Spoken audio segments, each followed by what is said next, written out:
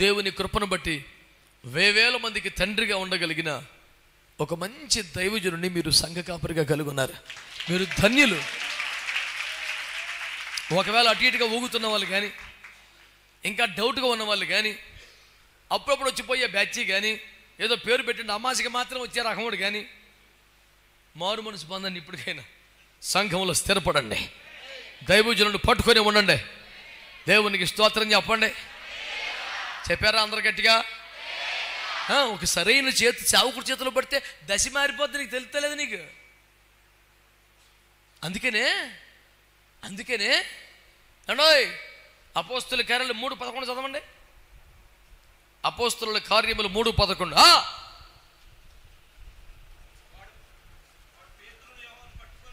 అది బాగుపడిపోయి వాడు దిగ్గున లేచి నీళ్ళొచ్చి నడిచి గంతులు వేసి, అందరి పాయింట్లు బాగానే ఉన్నాయి. అసలు పాయింట్ ఇది. గంతులెత్తి అవ్వదు. వాడు పేతురు యోహానులు పట్టుకుని ఉండిపోయాడంట. ఆమేన్ అనగానే అందరు వెళ్ళిపోయి ఈడెళ్ళలేదు. పేతురు యోహానులు పట్టుకుని ఉండిపోయాడు లైఫ్లో. స్తోత్రం చెప్పరే. చర్చికి రావటం, పొనము సందాయేత్తం, ఆమెను చెప్పగానే పారిపోవటం కాదు. దైవజనులు హత్తుకుని ఉండాలి. సేవకుని పట్టుకుని ఉండాలి. ఆయన వల్ల నువ్వు బాగుపడ్డావు, నీకు మేలు కలిగింది, నీకు స్వస్థత వచ్చింది. ఇవన్నీ రక్కేమంటే ₹1,00,000 రక్షణ ఇచ్చాడు యేసుప్రభు నీకు ఉచితంగా. దేవునికి స్తోత్రం కలుగును గాక. భాగ్యమో రక్షణ పొందేసావుగా, మనకి కావాలో సిద్ధ పెట్టి.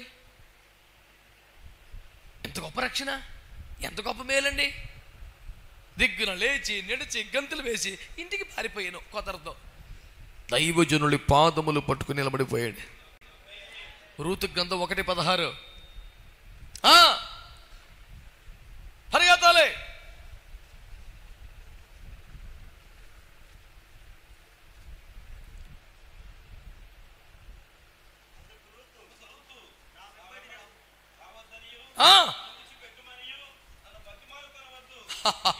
అమ్మా భర్త పోతే పోయాడు కానమ్మా, దేవుడు దొరికేశాడమ్మా. స్తోత్రం చెప్పండి. నాకు ఏ రాయి రప్పను మాకు బతికే వాళ్ళం, మాకు దేవుడు తెలియదమ్మా. భర్త పోతే పోయాడు కానీ సర్వశక్తిగల దేవుడు తెలిసాడమ్మా. వరసగా అత్తగారు కానీ నువ్వు కానీ ఆత్మీయ తల్లివమ్మా. నిన్ను వదిలిపెట్టి నేను నా వెంబడి రావద్దనియు, నన్ను విడిచిపెట్టమనియు, నీ బతుకు నువ్వు బతకమని, మళ్ళీ ఇంటికి వెళ్ళిపోమని చెప్పొద్దు. నీ దేవుడే చెప్పాలి. నీ దేవుడే చెప్పండి. నీ దేవుడే చెప్పండి. ఏలియా గారు దేవుడే అనరే గట్టిగా. ఏలియా గారి దేవుడు ఒకడు, మీ దేవుడు ఒకడా? ఏలి అన్న దేవుడే నిజమేనా? రెండో పాయింట్కి రండి. ఇప్పుడు ఏలి అన్న బంధువులే దొంగలు దొరికారు. అట్లెట్లుంటుంది? అయ్యగారు చుట్టాలు వేరే, మా చుట్టాలు వేరే. ఇది ఆ దినం వచ్చి నా దండం పెట్టుకుని ₹10 వేసిపోతాం కానీ చుట్టరికి మొత్తం కలుపుకుంటామా? కలుపుకోకు. ఏం చెప్తుంది వాక్యం? నీ దేవుడే నా దేవుడే ఏక, మళ్ళీ మాకు సపరేట్ జనం ఏంటయ్యా? నీ జనమే మా జనమేక. దేవునికి స్తోత్రం చెప్పండి. నెక్స్ట్ పాయింట్ చెప్పు నాన్న.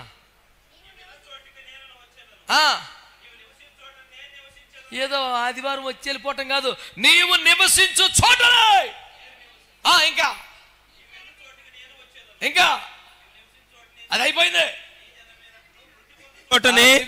నేను మృతి పొందేదను. నువ్వు చచ్చిపోయే చోటే నేను మృతి పొందేదను. చచ్చిపోవాల్సి వస్తే మళ్ళీ మరణము తప్ప నాయన నీ దగ్గర చచ్చిపోను బాబోయ్.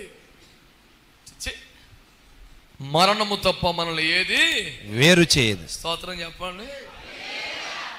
ఈ మాటలు మీరు ఎంతమంది చెప్పగలరు?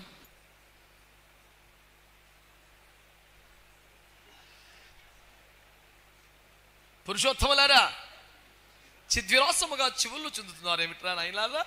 చెప్పునానా?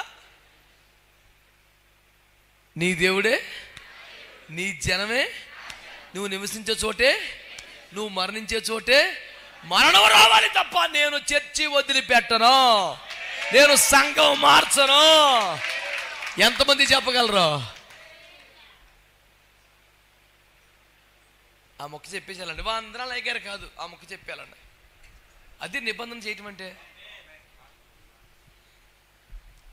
అయ్యా నువ్వు నాకు దేవుణ్ణి పరిచయం చేసావయ్యా, నశించి నరకానికి వెళ్ళిపోయి రక్షణలో తెచ్చావయ్యా. నీ దేవుడు నా దేవుడు అయిపోయాడయ్యా. ఇక నాకు వేరే జనం వద్దు నాయనా, ఆ జనం వద్దు, నీ జనమే నా జనం. నువ్వు ఉండే చోట నేను ఉంటా, ఎక్కడే చచ్చిపోతా, చావు రావాలి తప్ప నిన్ను వదిలిపెట్టి వెళ్ళనని దైవజనుడితో ఒక నిబంధన చేసుకున్నాడు. ఉన్నాడా? అది క్రైస్తవ జీవితం అంటే. నన్నంటుకు ఒక నామాలు కాకలకు వచ్చి హల్లెలూయా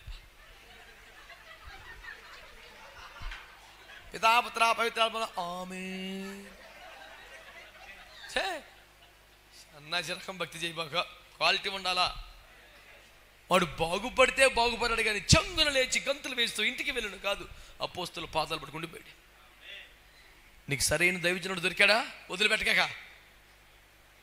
పట్టుకో, నన్ను వదులు, నా వెంబడి రావద్దనొద్దయ్యా. నువ్వు తిట్టినా కొట్టినా నేను వదలను. ఆమె ఒకటి, బలమైన దేవుని చేతులు సేవకుడి చేతిలో పడాలి. 2, ఆ సేవకుడితో నిబంధన కలిగి ఉండాలి. 3, ఆ సేవకుని పట్టుకుని ఉండిపోవాలి. 4, ఆ దైవజనుడు వద్దన్న ఆయనే వెంబడించాలి. ఈ పని ఎవరన్నా చేస్తారా? ఆమె పొలంలోకి వెళ్ళింది గింజలు ఎరుకుంటా కరుగుతామా. పొలంలోకి వెళ్ళేసరికి ఆవిడ పరిస్థితి ఏంటి? విధవరాలు. ఆమె పరిస్థితి ఏంటి? విదేశీయురాలు. ఆమె పరిస్థితి ఏంటి? యజమానులు పట్టుకెళ్ళగా, కూలివారు పట్టుకెళ్ళగా పడిపోయిన రాళ్ళు గింజలు ఏరుకొని తెచ్చుకోవాలని వెళ్ళింది. కానీ యజమాను అంటే ఆమెను చూసి, ఒరే కావాలని కొన్ని గింజలు వదిలేయండి, అక్కడికి వెళ్ళి నీళ్ళు తాగాలి, వద్దులే బిడ్డ, నువ్వు బావు దగ్గరికి వెళ్ళొద్దులే. యజమానుల కొరకు కుండలలో తోడి పెడతారే, కుండలు దిగుతారు. చూసి చూసి చూసి, అయ్యా ఏమి చూసి నా మీద ఎంత కనికరం చూపెడుతున్నావు బాబు అని దండం పెట్టింది. ఆయన అంటాడు, మీ పెనిమిటి చనిపోయిన తర్వాత నాకు తెలియబడెను, నాకు తెలిసింది. స్తోత్రం చెప్పండి. హల్లెలూయా. నీ అత్తకి ఏం చేసింది? 6 ఎకరాలు మాగాని తెచ్చిందా? 2 లారీలు శారీ తెచ్చిందా? డబ్బులు తెచ్చిందా? రూపాయి అన్నా. 7 వారాల నగలు తెచ్చిందా? 4 సవర్లు తెచ్చింది. చిచ్చే రూపాయి అలా విధవరాలి కాబట్టి చేతులతో వచ్చింది. మీ అత్తకు చేసినదంతా నాకు తెలిసిందిలే అమ్మా, అందుకే ఇంత ఉపకారం. ఏం చేశాను బాబు నేనంటే, మీ అత్తకు నీవు నిబంధన చేసావు. మీ అత్తకు ఆస్తి తేలేదు, చర్చికి వచ్చి వెళ్ళిపోవటం కదా. రాత్రి దైవజనుడితో నిబంధన చేయండి, అయ్యా నేను బ్రతికినంతకాలం నేను నా ఇంటి వారి సంఘంలో ఉంటాం, నీ పాదాలు పట్టుకుని ఉండిపోతాం, అటు ఇటు తిరగమయ్యా, స్థిరంగా ఉంటాం, నమ్మకంగా ఉంటాం. ఒక నిబంధనలో ఉన్నవాడికి ఎంత ఆశీర్వాదం.